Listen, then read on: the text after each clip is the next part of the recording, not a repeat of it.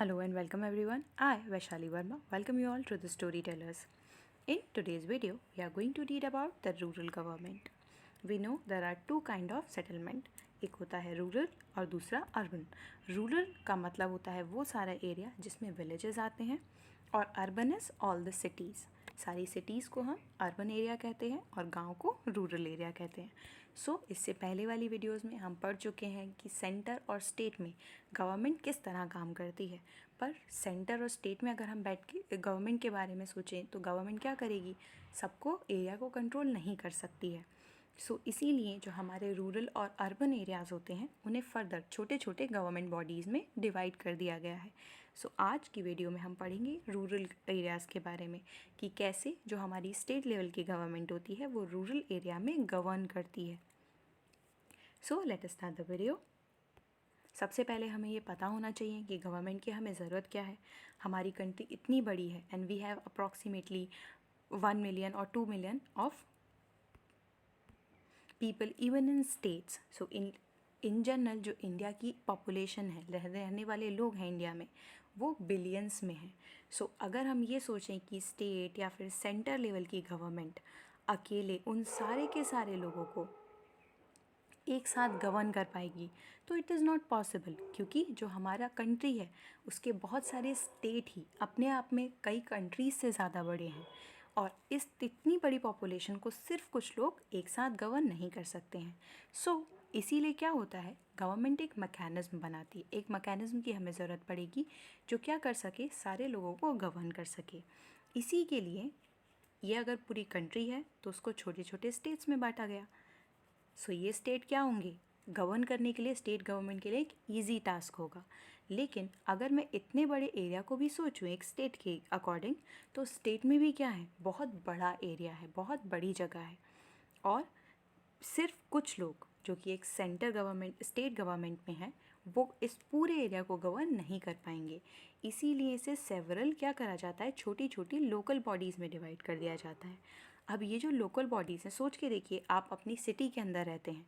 City के जो आपके ऑफिशियल्स हैं या फिर गवर्नमेंट के मिनिस्टर्स हैं एंड अदर थिंग्स हैं, अदर पीपल हो गए which are heading the administration. वो लोग क्या करेंगे, उन तक आपके जा पाना बहुत आसान होगा. लेकिन जो पूरा का पूरा स्टेट है, अगर उसके लिए कुछ ही लोग हैं जो कि गवर्न कर रहे हैं, एडमिनिस्टर कर रहे हैं, तो इस पूरे स्टेट के लोगों का सिर्फ इस जगह आकर किसी भी एक इंसान से वो अपनी प्रॉब्लम बता पाना या फिर एरिया के बारे में समझा पाना मुश्किल होगा. इसीलिए हमें लोकल गवर्नमेंट की ज़रूरत होती है. This is the participation of local government.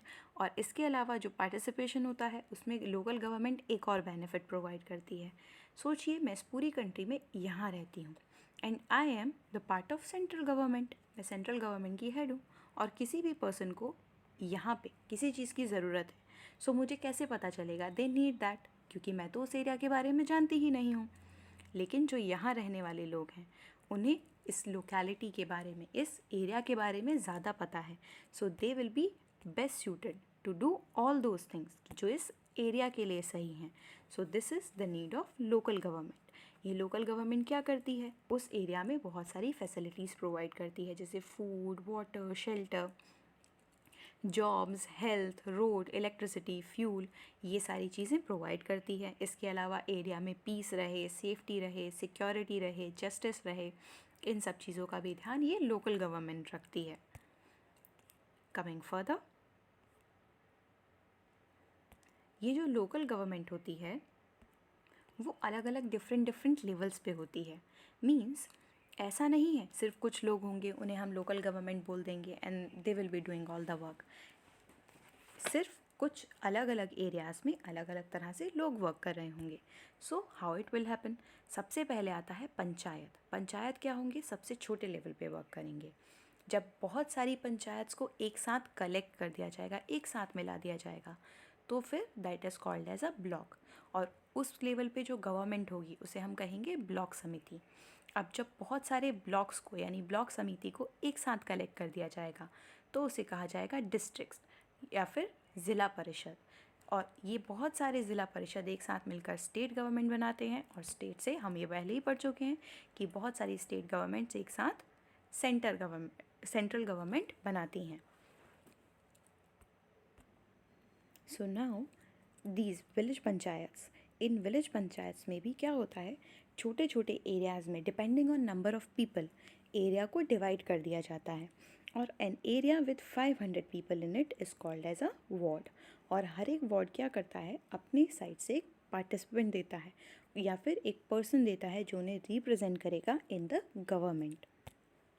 Coming further, this is a brief introduction of Panchayati Raj system. जो पंचायती राज सिस्टम होता है उसमें क्या होगा, गवर्नेंस के लिए ग्रॉस रूट लेवल पे होगा, मीन्स सबसे छोटे लेवल पे होगा। सिर्फ 500 पीपल्स हैं जिनमें से क्या हो रहा है, एक रिप्रेजेंटेटिव आ रहा है लोकल लेवल पे, वो अपने एरिया के बारे में बहुत अच्छे से जानता है। So this will be known as that person will be knowing it better कि उस जगह को किस चीज़ की ज़रूरत है। सो एक पंचायती राज सिस्टम में क्या होगा, विलेज पंचायत होगी जिसके पार्ट हैं सारे के सारे वार्ड्स। अब ये जो विलेज पंचायत है इसको ग्राम सभा भी कहा जाता है। और ये जो ग्राम सभा है, we will read out about this further. Gram means village and sabha means meeting. So क्या होगा, सारे के सारे जो अडल्ट होंगे मीन्स 18 ईयर्स से बड़े लोग होंगे ऑफ दैट विलेज, उस गांव के, वो एक जगह आएंगे, कलेक्ट होके बात करेंगे कि हमारे एरिया को किस किस चीज़ की ज़रूरत है, क्या क्या किया जा सकता है इस जगह के बेटरमेंट के लिए, इसको पहले से अच्छा बनाने के लिए। इसके अलावा जो ग्राम सभा है उसके जो एसेंशियल एलिमेंट्स हैं, मतलब जिन चीज़ों की उसे ज़रूरत होती है या फिर आपको एक ग्राम सभा का पार्ट होने के लिए जिन चीज़ों की ज़रूरत है, दे आर, हर किसी को 18 साल से अबव होना चाहिए, यू मस्ट बी 18 प्लस, तभी आप एलिजिबल हो सकते हो किसी मीटिंग को अटेंड करने के लिए, क्योंकि इंडिया में अडल्ट्रेशन की एज है 18 years. All the people attending that gram sabha, उन सब की हर एक कही हुई बात की इक्वल वैल्यू होगी। ऐसा नहीं है कि कोई अगर रिच है तो उसकी ज़्यादा वैल्यू होगी, पुअर है तो कम वैल्यू होगी, कोई हायर पोस्ट पे है तो उसको ज़्यादा वैल्यू दी जाएगी, ऐसा नहीं है। They all are equal. It is like a key factor making panchayat fulfilling the role and function. और ये क्या करता है, पंचायत को मदद करता है कि वो अपने सारे फंक्शंस को अच्छे से कंडक्ट कर सके। It is the place where the proposals of work are taken up, क्योंकि सारे लोग क्या कर रहे हैं, प्रॉब्लम्स के बारे में बात कर रहे हैं। अगर प्रॉब्लम के बारे में बात हो रही है, they can find out the solution to, तो उनको वहाँ पे क्या मिल जाएंगे, सॉल्यूशंस भी मिल जाएंगे। Gram Sabha keeps a check on functioning of panchayat, ये इस बात का ध्यान रखती है कि पंचायत ठीक से काम कर रही है या नहीं कर रही है। Checks that fund are not misused, means जितने भी पैसे एज अ टैक्स पंचायत को मिल रहे हैं वो मिसयूज़ नहीं हो रहे हैं, किसी गलत काम में नहीं यूज़ हो रहे हैं। दे आर नो फेवरेटिज्म, कि वहाँ ऐसा नहीं है कि कोई ज़्यादा तुम्हारा फेवरेट है तो उसको ज़्यादा पावर या ज़्यादा फंड दे दिया जाए, कोई कम फेवरेट है तो उसको ना फेवर किया जाए। Gram sabha can remove the members of panchayat, gram sabha के पास ये पावर हो सकता है कि वो पंचायत के मेंबर्स को रिमूव कर सकती है, लेकिन जो पंचायत के मेंबर होंगे वो उन्हें इलेक्ट करके ही चुना जाता है। नाउ सेक्रेटरी एट ग्राम सभा, कैसे हम सेक्रेटरी को अपॉइंट कर सकते हैं, इसको अपॉइंट करेगी गवर्नमेंट। और जो सेक्रेटरी है वो इस बात के लिए रेस्पॉन्सिबल होगा, इस बात का ध्यान रखेंगे कि ये जो मीटिंग है ग्राम सभा की वो टाइमली हो और उसमें सारी चीज़ों को डिस्कस किया जाए, जो प्रॉब्लम्स हैं उनको रिकॉर्ड किया जाए कि ये प्रॉब्लम्स थी और हमने इनको कैसे सॉल्ट आउट किया, means they have their work to record those proceedings जो कि ग्राम सभा में हो रही हैं या फिर ग्राम पंचायत में हो रही हैं। कमिंग फर्दर, ग्राम सभा के बाद आता है विलेज पंचायत। इसके बारे में पढ़ने से पहले हमें पता होना चाहिए what panchayat means. Panch means 5। Ancient time में ऐसा हुआ करता था कि एक पर्सन जिसके पास बहुत सारी पावर है वो पूरे एरिया को टुक ओवर कर लेते थे और उनका जो मन करता था वो वही करते थे।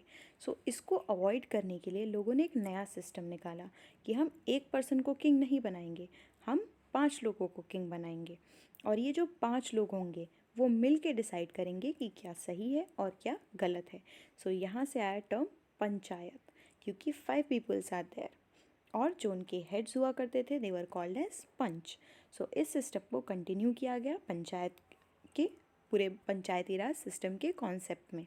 लेकिन मॉडर्न पंचायत में ऐसा नहीं होता है कि 5 पीपल होंगे, उनमें एक सरपंच होगा जो कि हेड होगा. They have different thing to do. Local people are best जज फॉर द लोकल इश्यूज़, ऐसा माना जाता है.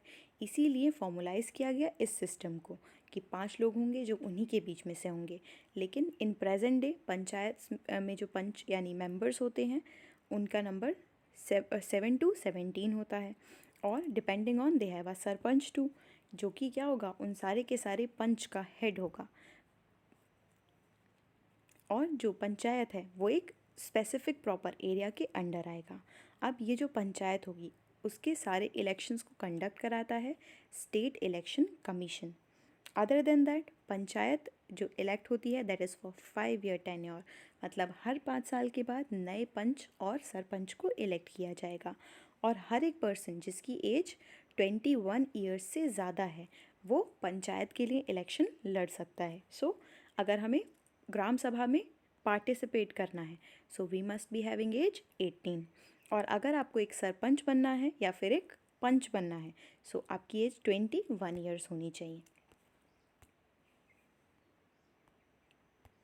Some seats are reserved for women and the people from scheduled caste and scheduled tribe. So वो सारे लोग जिनको ज़रूरत है कि उनको सिस्टम में लाया जाए उन सब के बेटरमेंट के लिए ये रिजर्वेशन दिया जाता है. One person can be elected from one ward, ये हम पढ़ चुके हैं. और एक वार्ड के अंदर 500 अडल्ट वोटर होंगे, मीन्स 500 लोग होंगे. ग्राम सभा ऑल्सो इलेक्टेड द सरपंच. ग्राम सभा क्या करती है, सरपंच को भी इलेक्ट करती है. If any member of panchayat needs to be replace, तो फ्रेश जो इलेक्शंस होंगे उनको भी स्टेट इलेक्शन कमीशन कराएगा. फंक्शन ऑफ द पंचायत, क्या क्या फंक्शंस होते हैं. जो पंचायत होगी उसका काम होगा कि जिस एरिया में वो वर्क कर रहे हैं वहाँ पे रोड्स, वाटर, फ्यूमिगेशन, इलेक्ट्रिसिटी, इन सब चीज़ों का ध्यान रखें. कोई भी नई चीज़ डेवलप करनी है उसको बनवाएं, मॉडिफिकेशन करें लोगों के बेटरमेंट के लिए और उसे रहने लायक बनाएं. कमिंग फर्दर, इसके अलावा जो कुछ मेजर फंक्शंस होते हैं ग्राम पंचायत के, दे आर कि वो वाटर सप्लाई करें, डोमेस्टिक यूज़ के लिए वाटर यानी घर में जो पानी यूज़ होता है वो सप्लाई करें. वेल्स में, हैंड पम्प्स में, वाटर टैंक्स में. Construction and repair of roads, अगर रोड्स टूट गई हैं, ड्रेनेज पाइप टूट गए हैं तो उनको कंस्ट्रक्ट कराएं. मेंटेनिंग द सैनिटेशन, सफाई का ध्यान रखें, प्रॉपरली म्यूनसिपल कॉरपोरेशन काम कर रहा है या नहीं कर रहा है, सफाई हो रही है रोड्स की या नहीं, वो भी ध्यान रखें. हेल्थ सेंटर, हॉस्पिटल्स, ये सब प्रॉपरली वर्क कर रहे हैं या नहीं. इनॉक्यूलेशन एंड वैक्सीनेशन, जैसे पोलियो ड्रॉप दी जाती है वो प्रॉपरली हो रहा है या नहीं हो रहा है. Construction, repairing, maintaining of public buildings and gazetted lands, means government की जितनी भी बिल्डिंग्स हैं, पब्लिक की जितनी प्रॉपर्टीज़ हैं उनको टाइम टू टाइम ठीक कराते रहना, कंस्ट्रक्शन कराना, ये भी ग्राम पंचायत का काम है. Provision to maintain the street light, road and public places, electricity provide करना ग्राम सभा का काम था तो वो लोग मेंटेनेंस का भी ध्यान रखेंगे स्ट्रीट लाइट के.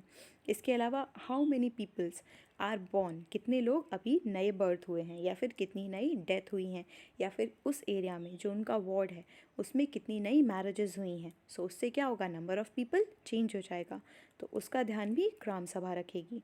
Organising the fairs, bazaars and public markets, इन सब का भी ध्यान कौन रखेगा, द ग्राम सभा. जो प्राइमरी स्कूल्स हैं, लाइब्रेरीज़ हैं, चिल्ड्रन वेलफेयर्स हैं, उन सबको भी ध्यान रखना और मेंटेन करने का काम ग्राम सभा का होता है. Providing support and the knowledge to farmers for new agriculture techniques. So rural का मतलब हमने क्या पढ़ा था, सारे के सारे विलेज से रिलेटेड वर्क. और विलेज में क्या होगा, बहुत सारे फार्मर्स होंगे, तो फार्मर के जो एग्रीकल्चर है यानी जो वो क्रॉप ग्रो कर रहे हैं उनका ध्यान रखना भी ग्राम सभा का काम है. वॉच एंड वार्ड ड्यूटीज़, इन सब का ध्यान रखना भी कि कोई एरिया में इन्वेड नहीं कर रहा है, कहीं चोरी नहीं हो रही है, they are not being robbed, ये सब बात ध्यान रखना भी ग्राम सभा का काम है. कलेक्टिंग द टैक्सेस, सो अगर ये टैक्स कलेक्ट कर रहे हैं तभी तो उसको खर्च कर पाएंगे. So these were the duties of gram sabha. अब इतने सारे काम अगर ये लोग कर रहे हैं तो दे नीड फंड्स टू, उसको करने के लिए क्या चाहिए, उनको पैसे चाहिए. सो वो सोर्स ऑफ इनकम क्या होता है जिससे उन्हें वो पैसे मिलते हैं ये सारे काम करने के लिए, that is house and shop tax, हर एक को हाउस टैक्स देना होता है। अगर आप शॉप चलाते हैं तो आपको शॉप के लिए टैक्स देना होगा। अगर किसी भी विलेज के अंदर कोई विलेज मार्केट लग रहा है, fears, bazaars and public markets के बारे में हमने अभी पढ़ा था, सो अगर ऐसा कुछ भी हो रहा है उस विलेज के अंदर तो उसके लिए भी टैक्स लगाती है ग्राम सभा या ग्राम पंचायत। इसके अलावा registration on purchase of land या फिर एनिमल, अगर कोई भी लैंड खरीदा जा रहा है, एनिमल खरीदा जा रहा है, तो उसमें भी क्या होगा, टैक्स आपको देना होगा। कम्युनिटी वर्क हो रहा है तो उसमें भी जो डोनेशन कलेक्ट होगी उसका यूज़ किया जा सकता है ग्राम सभा के वर्क के लिए।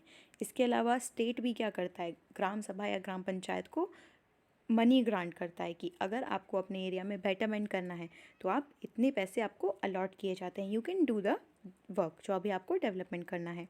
It gets share from total revenue collected from the village. और इसके अलावा जो पूरे विलेज ने रेवेन्यू दिया है, इनकम टैक्स दिया है या फिर रोड टैक्स दिया है, इलेक्ट्रिसिटी दिया है, वाटर बिल्स दिए हैं, वो सब भी कहाँ जाते हैं, ग्राम सभा के पास जाते हैं। नाउ हमने ये पढ़ा था कि जो ग्राम सभा या ग्राम पंचायत होती है उसमें वुमेन्स को रिजर्वेशन दिया जाता है। अब उनका क्या रोल है, ऐसा क्यों किया जाता है, दैट इज़ गिवन हियर। जो गवर्नमेंट है that try to give equality in all section of society, और ऐसा बहुत ज़्यादा जगह फाइंड आउट किया गया है कि जितने भी पंच होते हैं वो रिच पीपल होते हैं, किसी पावरफुल कम्युनिटी से आते हैं और most of the time man होते हैं, वुमेंस नहीं होती हैं। इसीलिए गवर्नमेंट ने क्या किया, 33% सीट्स को रिज़र्व कर दिया। रिज़र्व का मतलब होता है वो उनके लिए फिक्स्ड हैं। सो अब ये जो 33% सीट्स होंगी, पूरी अगर 100 सीट्स थी तो उसमें से 33% पे सिर्फ जो पंच होंगी या सरपंच होंगी वो वुमेन ही होंगी। कोई मैन पंच या सरपंच नहीं हो सकते हैं उन 33% सीट्स पे। इसका मतलब क्या होगा, वुमेन को ज़्यादा पावर मिलेगी, वो और ज़्यादा इलेक्शन लड़ पाएंगी। सो इससे क्या होगा, to uplift the women and ensure their equal share in the decision making. क्योंकि अगर ज़्यादातर सरपंच जो होंगे, पंच होंगे, वो सिर्फ मैन होंगे तो सारे डिसीजन कौन ले रहा होगा, मैन ले रहे होंगे, वुमेन कोई डिसीजन ले ही नहीं रही होंगी। सो ये उसको हेल्प करेगा to solve women and children related problem which are overlook by the man. और उन सारी प्रॉब्लम्स को सॉल्व करने के लिए जो कि मेंस नहीं सोच सकते कि वुमेन और बच्चों को ज़रूरत होगी, सो उनको सॉल्व करने के लिए भी वुमेन को ज़्यादा पता होगा उन प्रॉब्लम्स के बारे में, because they are facing that problem. So इसलिए वुमेन्स को रिजर्वेशन दिया गया in the panchayats. Next is nyaya panchayat. न्याय मीन्स जस्टिस। न्याय पंचायत में क्या होगा, अगर पूरे के पूरे वार्ड के अंदर या फिर उस पंचायत एरिया के अंदर कोई भी क्रिमिनल या सिविक केस हुआ है, मतलब दो लोगों में लड़ाई हो गई है, किसी के घर में चोरी हो गई है, सो उसके लिए जो जस्टिस का वर्क होगा वो ये न्याय पंचायत करेगी। ऐसा नहीं है कि जो प्रीवियस पंचायत है जो सारे काम कर रही थी वही उन लोगों को सुनेगी, नहीं, there will be a specific न्याय पंचायत जो इन बातों को सुनेगी, केसेस में ध्यान देगी और उनको जज करके पनिशमेंट प्रोवाइड करेगी। और जो न्याय पंचायत होती हैं उनमें आपको लॉयर हायर करने की ज़रूरत नहीं होती है, आप खुद अपना केस प्रेजेंट कर सकते हो इन फ्रंट ऑफ पंच और द सरपंच। इसके अलावा इससे क्या होगा, टाइम बचेगा, एक्सपेंडिचर बचेगा, खर्चा नहीं होगा। और न्याय पंचायत जो फॉर्म होगी उसमें क्या होगा, इलेक्टेड पीपल होंगे जिन्हें लोगों ने चूज़ किया है, इलेक्ट किया है। और इस न्याय पंचायत का मेन फंक्शन क्या होता है, सारे के सारे माइनर केसेस में अपने जस्टिस जो उनका ओपिनियन है उसको देना और उसके अकॉर्डिंग जस्टिस करना। जैसे कि लैंड हो गया, चोरी हो गई, दो लोगों के बीच में झगड़ा हो गया, क्रिमिनल केसेस यानी जिसमें किसी को मार दिया जाता है या कोई बहुत बड़ी रॉबरी की जाती है, वो न्याय पंचायत के अंडर नहीं आते हैं। Next is judicial power. Judicial power means किन किन चीज़ों में ये न्याय पंचायत डिसीजन दे सकती है। सो ये क्या क्या होंगे, लैंड, थेफ्ट, लैंड मीन्स ज़मीन के लिए किसी लोग में लड़ाई हो गई, थेफ्ट इज चोरी, property dispute.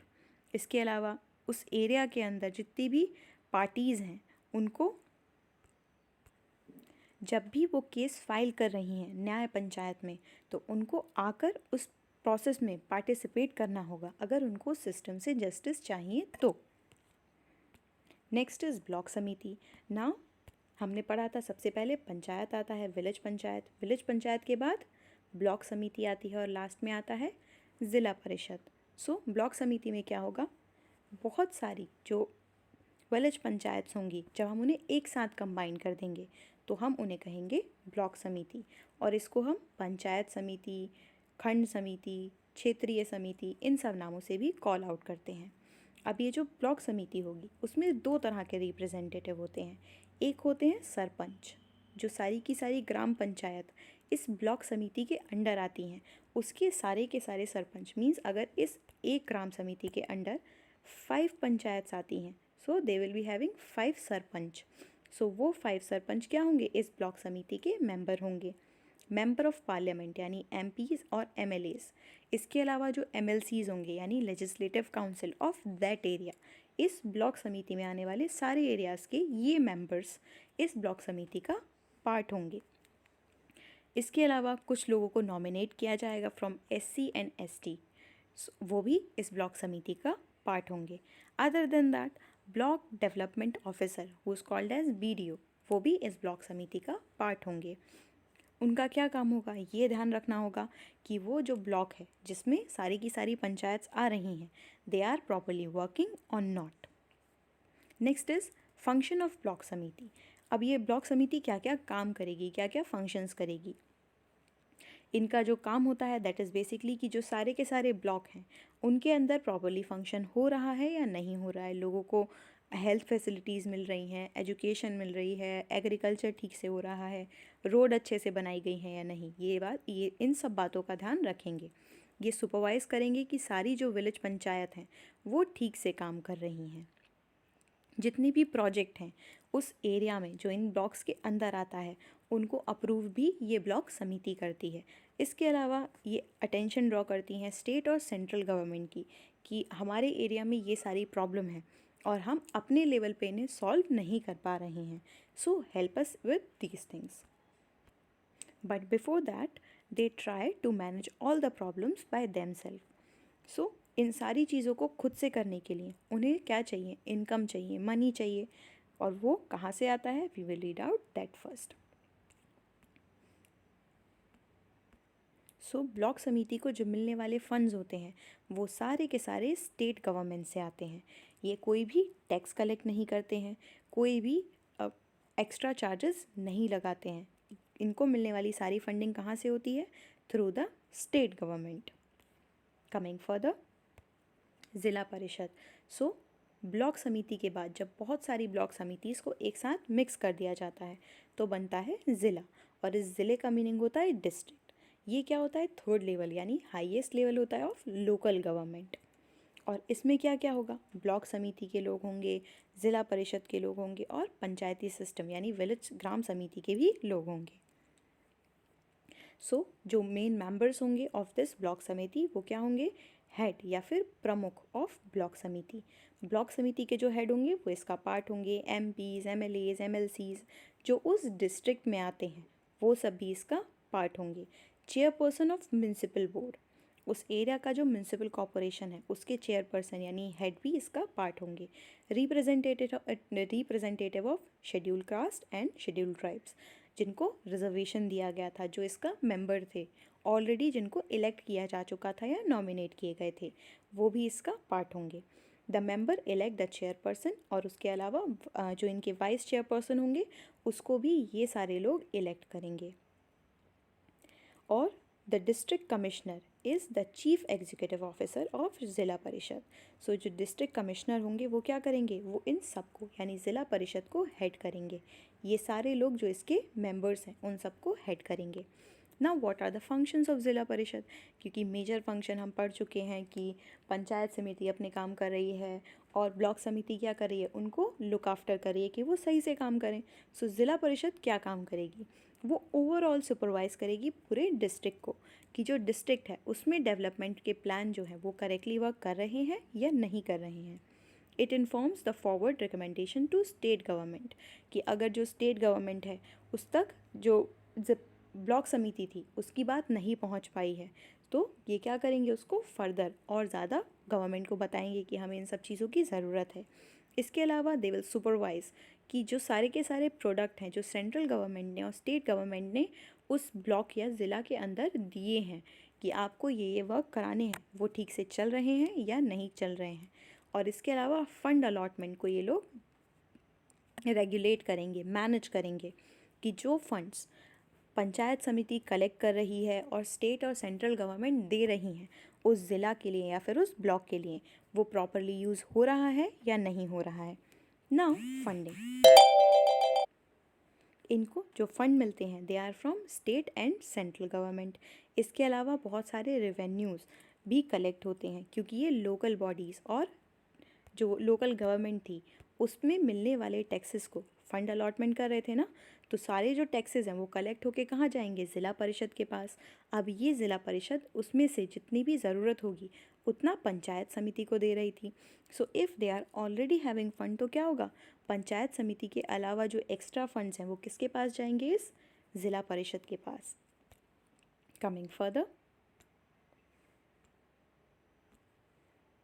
So this way ये सारी के सारे लेवल ऑफ गवर्नमेंट्स एक साथ मिलकर एक अच्छा स्ट्रक्चर बनाते हैं जो हमारी कंट्रीज़ के हर एक एरिया को फर्दर डेवलपमेंट की तरफ ले जा सकें। सो सबसे पहले होगा विलेज पंचायत के बाद ब्लॉक समिति और ब्लॉक समिति के बाद ज़िला परिषद। ये तीनों लेवल्स ऑफ गवर्नमेंट एक साथ मिलकर बनाते हैं लोकल यानी रूरल गवर्नमेंट को। रूरल इज़ जो विलेज एरिया के लिए गवर्नमेंट है उसको। We have read all about them, hope you have understood that well. If you did, hit the like button and subscribe the Storytellers for more such videos. Thanks for watching the video. Signing off.